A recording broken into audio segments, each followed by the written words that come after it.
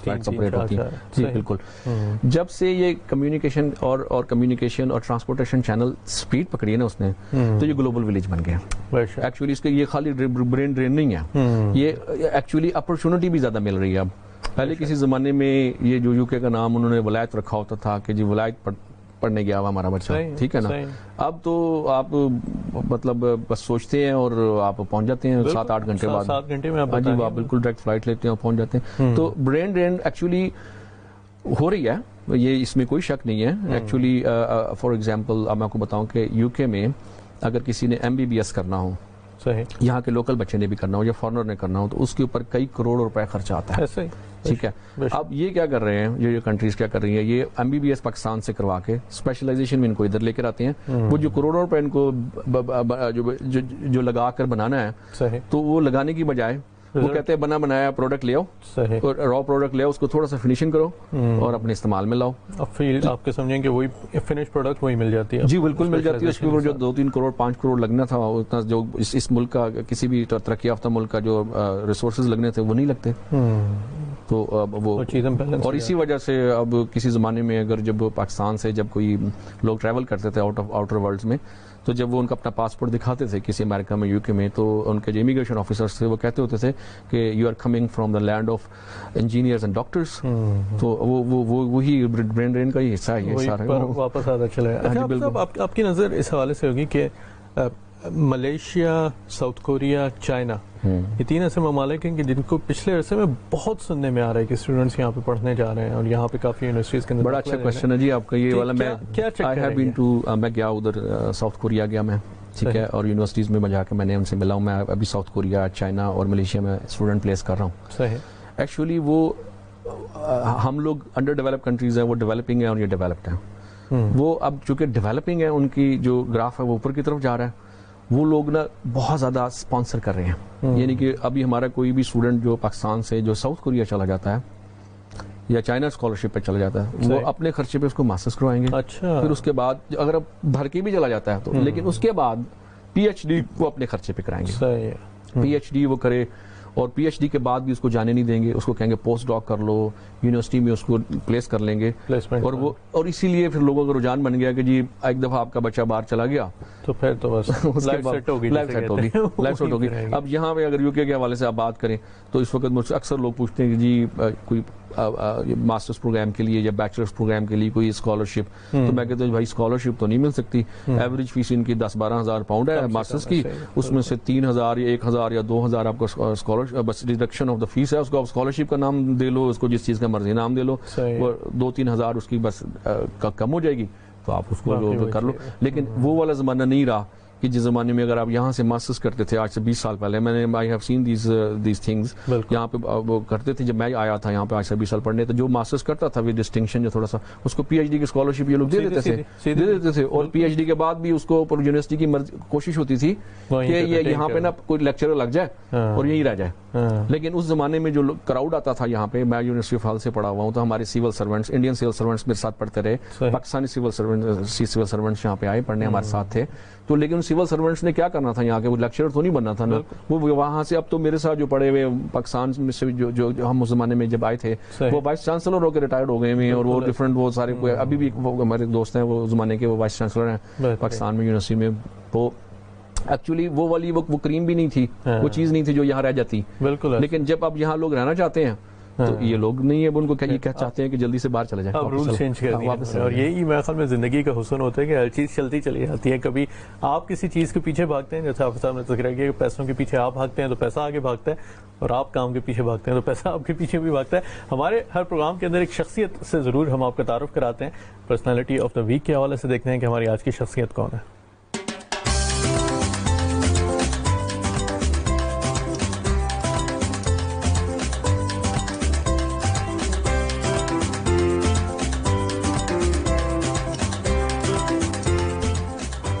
ناظرین کرام، آج کی شخصیت مشہور و معروف اسکواش کے عظیم کھلاڑی جہانگیر خان کے، جنہوں نے 555 مسلسل میچز جیتنے کا ایک ایسا ریکارڈ عظیم الشان قائم کیا ہوا ہے کہ پوری دنیا کے اندر شاید ہی کسی بھی کھیل کے اندر ان کا اس ریکارڈ کو کوئی توڑنے کے قریب بھی آ سکے۔ جہانگیر خان نے 1960، 70 اور پھر 80 اور 90 کی دہائی کے اندر 60-70 میں بچپن میں انہوں نے اسکواش کھیلنا شروع کیا، انڈر 12، انڈر 14، انڈر 15 کے مقابلوں کے اندر بھی، اور پھر 80 اور 90 کی دہائی کے اندر پوری دنیا کے اندر اپنا نام اسکواش کے چیمپئن کھلاڑی کے طور کے اوپر انہوں نے ثابت کیا۔ 12 سے قریب لگاتار برٹش اوپن انہوں نے اسکواش چیمپئن شپ جی کی، 7 یا 8 کے قریب مسلسل جو ہے انہوں نے ورلڈ اسکواش چیمپئن شپ جو اس کے مقابلے ہوتے تھے اس کو جیتے چلے گئے، اور پھر آخر میں جو جہانگیر خان اور جانشیر خان کے مقابلے ہوتے تھے ان میں اسکواش کے اندر پوری دنیا میں پاکستان کا نام ہوا کرتا تھا۔ کہیں بھی کسی بھی ٹورنامنٹ کے اندر فائنل ہو رہا ہو تو نام آپ پڑھیں گے تو جہانگیر خان اور جانشیر خان لکھے ہوئے آیا کرتے تھے۔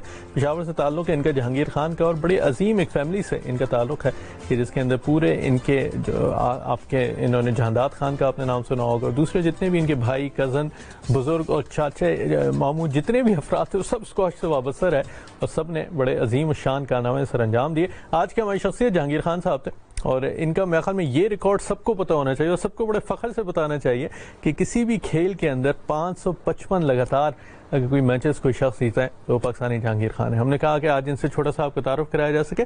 اب صاحب اسپورٹس سے کچھ شوق رکھتے ہیں؟ کچھ ٹائم کے اندر کیا کھیل؟ بالکل، ایکچولی میں اسپورٹس میں جو ہے نا ٹیبل ٹینس کھیلتا ہوں۔ اچھا، ہاں جی بالکل، ہمارے گھر میں شروع سے پیرنٹس نے ٹیبل ٹینس کی میز رکھی ہوئی تھی اور ٹیبل ٹینس کھیلتا، اور آج بھی میں نے اپنے گھر میں اوپر والے پورشن میں ایک جو لیونگ روم ہوتا ہے اس میں table tennis, professional table tennis رکھی ہوئی ہے۔ ہاں جی، sports healthy body has healthy mind, بالکل جاری رہنا چاہیے اس کے ساتھ۔ اچھا، ایک ہفتہ کچھ ساؤتھ کوریا چائنا کے حوالے سے بھی بات ہوئی، آپ نے ایک بڑا اچھی بات کی پاکستان کی یونیورسٹیز کے حوالے سے کہ بڑے اچھے ادارے وہاں پہ بھی ہیں کہ جو ایسے انٹرنیشنل سطح کے اوپر کام بھی کرتے چلے جا رہے ہیں۔ کیا لینڈسکیپ دیکھ رہے ہیں آپ پاکستانی ایجوکیشن کا، پاکستان کے اندر ہائر ایجوکیشن کے حوالے سے؟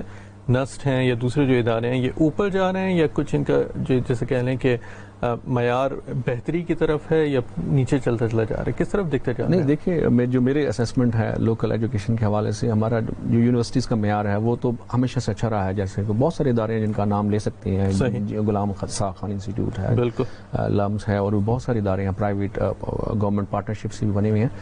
لیکن مجھے جو ایک چیز کا جو شکوہ ہے جو اپنی گورنمنٹ سے، یا مجھے جو فیل ہوتا ہے کہ ہمارے پاس زیادہ یونیورسٹیز ہونی چاہیے تھی، ہماری یونیورسٹیز کم ہیں۔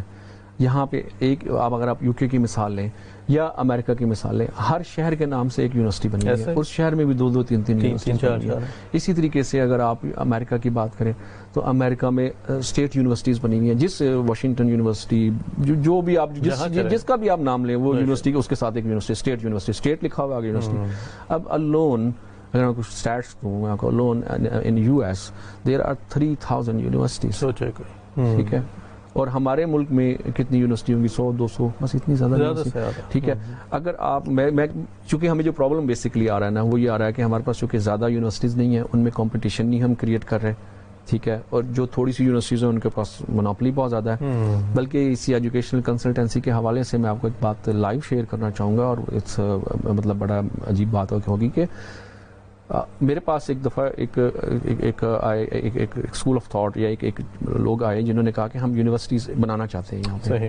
تو اس کے اندر جب ان کو میں نے گورنمنٹ آفیشیلز اور سارا ایک روڈ میپ بنا کے دیا تو پتہ یہ لگا کہ ہماری اسمبلی سے پاس ہو کے آتا ہے اس کا چارٹر، یعنی کہ اتنا اس کا بیوروکریٹک سٹرکچر ہے کہ آپ کے پاس بہت سارے پیسے ہونے چاہیے، پھر بہت سارے آپ کے پاس سفارش ہونی چاہیے، پھر اس کے بعد پولیٹیشنز بھی ہاتھ میں اینڈ میں جا کے وہ آپ کی اسمبلی کے پاس چلا جاتا ہے۔ یعنی کہنے کا مقصد یہ ہے کہ وہ اتنا مشکل ہے کہ آپ کے جو پرائیویٹ سیکٹر جو ہے نا وہ یونیورسٹیز نہیں کھڑی کر سکتا، سوچ ہی نہیں سکتا کہ وہ بنائے، اور گورنمنٹ کا فوکس نہیں ہے۔ تو obviously اب آپ کا اکنامکس کا ایک رول ہے کہ اگر آپ کمپیٹیٹرز پیدا کریں گے تو وہ ہیلدی کمپٹیشن ہو جائے، وہ پرفیکٹ مارکیٹ کمپٹیشن ہوگا، اس میں آپ کو زیادہ کوالٹی ملے گی، ٹھیک ہے۔ تو یہ ایک کامن سینس کی بات ہے۔ ابھی جو اسٹینڈرڈ آپ دیکھ رہے ہیں اسٹوڈنٹس کا جو پڑھ کے یونیورسٹی سے ورک فورس میں بھی شامل ہو رہے ہیں، یا مجھے نا ڈس اپوائنٹمنٹ مل رہی ہے، وہ مطلب کوئی انجینئر کہہ کے آتا ہے میرے پاس یا کوئی بھی آتا ہے تو وہ تھیوریٹیکلی تو بہت اسٹرانگ ہے لیکن وہ پریکٹیکلی اسٹرانگ نہیں ہے۔ یعنی کہ میرے پاس لوگ آتے ہیں تو میں ان سے پوچھتا ہوں کہ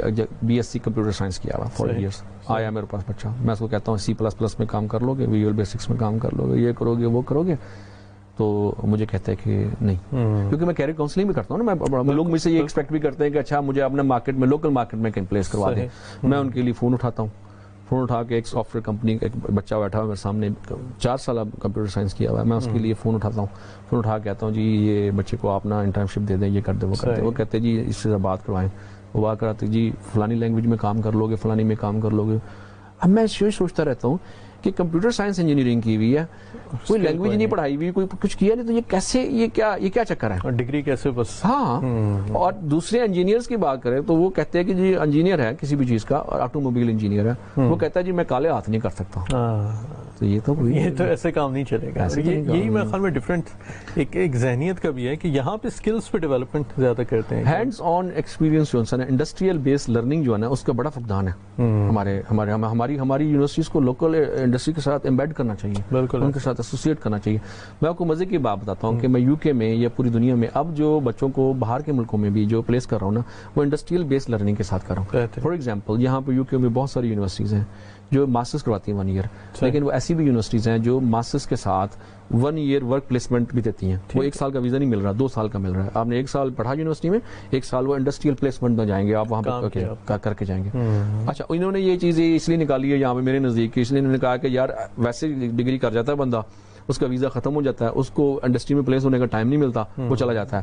وائی ناٹ گیو ہم 1 ایئر مور، وہ آ کے جا کے انڈسٹری میں اپنا جا کے اپنا کام سلسلہ بنائے، اور وہی امپلائر اس کو ٹیئر 2 میں یا کہیں پہ بھی اس کو شفٹ کرے، اور اس کو تیار ورک فورس ان کو مل رہی ہے، یہاں پہ ورک فورس مل رہی ہے. ان کو یہ عقل آ جاتی ہے، لیکن ہمیں نہیں آ رہی. ہمیں عقل کب آئے گی؟ لیکن یہ بڑا سوال مشکل سا ہے کہ ہمارے عقل کب آئے گی. لیکن وہی بات ہے کہ ہر چیز آہستہ آہستہ انشاءاللہ ہماری دعا اور امید ہے کہ پاکستان سے ہماری دلی محبت، برطانیہ میں رہنے والے ہوں، پوری دنیا میں رہنے والے ہوں، پاکستانیوں کا ہمارا جو تعلق ہمیشہ جو قائم رہتا ہے، تو ضرور اس سے محبت رہتی ہے. اور دیکھتے ہیں اسی حوالے سے ہماری آج کی خبر کیا ہے کہ جو اس ہفتے ہم آپ کے ساتھ شامل کرنا چاہتے ہیں. دیکھتے ہیں آج کی خبر کیا ہے.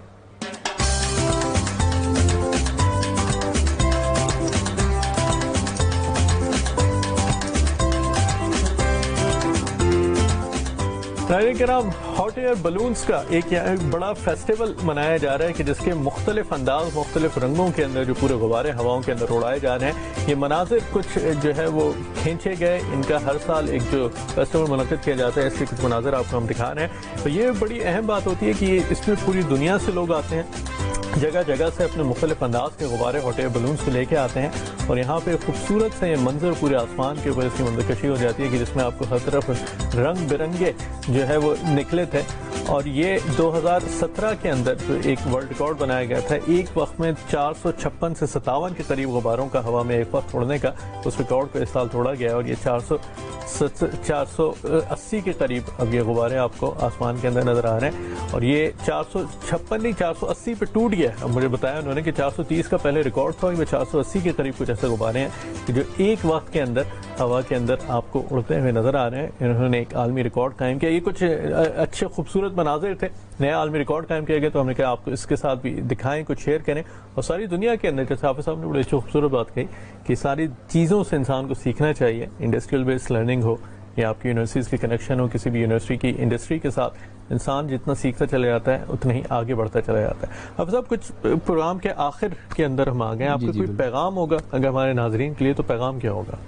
پیغام جو ہے وہ میں کیا کہہ سکتا ہوں، لیکن یہ ہے کہ جو بھی جیسا آپ نے برین ڈرین کی بات کی تھی، تو میرا پیغام یہ ہے کہ میں فارن ایجوکیشن کنسلٹنٹ ہوں، اور میں نے تھاؤزنڈز آف اسٹوڈنٹس کو پلیس کیا ہے، اور وہ اس وقت بگ شاٹس بھی بن چکے ہیں، دنیا کے بڑی بڑی لیبس میں وہ جاب کر رہے ہیں، جو بہت یہ سلسلہ ہے. میں نے جب بھی ان کو ملتا ہوں میں ان سے کہتا ہوں کہ اب برین ڈرین ہو گیا، اب آپ اپنے ملک واپس جائیں اور جا کے آپ اپنی ملک کی خدمت کریں. ٹھیک ہے نا؟ اب اگر آپ ابھی نہیں واپس جائیں گے، آپ کو 10 سال ہو گئے ہیں یا 20 سال یا 30 سال، تو پھر اس کے بعد وقت نہیں بچے گا. تو اس سے پہلے کہ یو کک دا بکٹ، تو آپ اس کو واپس چلے جائیں. اور وہ میں کہوں گا پہنچی وہیں پہ خاک جہاں کا خمیر تھا، کیچ کر لیا. تو وہ یہ ایسا ہو جائے تو بہت زبردست ہے. بہترین. حافظ صاحب پروگرام میں تشریف آوری کا آپ کو بہت بہت شکریہ، بہت اچھا لگا آپ سے ملاقات کر کے. انشاءاللہ طویل پروگرام ہوگا، اس میں اور بھی گفتگو ہوگی کبھی، تو انشاءاللہ آپ سے ملاقات رہے گی. ناظرین کرام، حافظ فرقان عزیز صاحب آج ہمارے ساتھ یہاں پہ موجود تھے. بڑے خوبصورت پیغام کے ساتھ انہوں نے میرے خیال میں ہم سب کو ایک بڑا اچھا سا میسج دے دیا کہ جہاں بھی انسان ہو پوری دنیا کے اندر آخر کار کو وہاں کی ضرور سوچنا چاہیے اس حوالے سے کہ جہاں کے ہماری مٹی ہے، جہاں سے ہمارا اوریجن ہے، جہاں سے ہمارا تعلق ہے، جہاں پہ ہماری محبتیں، جہاں پہ ہماری تمام خواہشیں اور امیدیں جہاں سے جڑی ہوئی ہیں، جس زمین سے پاکستان سے، اس کے بارے میں ضرور سوچنا چاہیے. یہاں بیٹھ کے بھی جو کچھ آپ کر سکتے ہیں وہ ضرور کرنا چاہیے، اور پھر انسان کے پاس اگر موقع ہو تو ضرور واپس جا کے اس ملک کی بھی خدمت کرنی چاہیے. اس پروگرام میں آج آپ سے حافظ فرقان عزیز صاحب سے ہم نے آپ کی ملاقات کریں گے انشاءاللہ. اگلے ہفتے کچھ نئے مہمانوں کے ساتھ، خبروں کے ساتھ، سوالات کے ساتھ اور شخصیات کے ساتھ آپ سے پھر ملاقات ہوگی. تب تک کے لیے اپنے میزبان روحان بن شمس کو اجازت دیجیے. اللہ حافظ.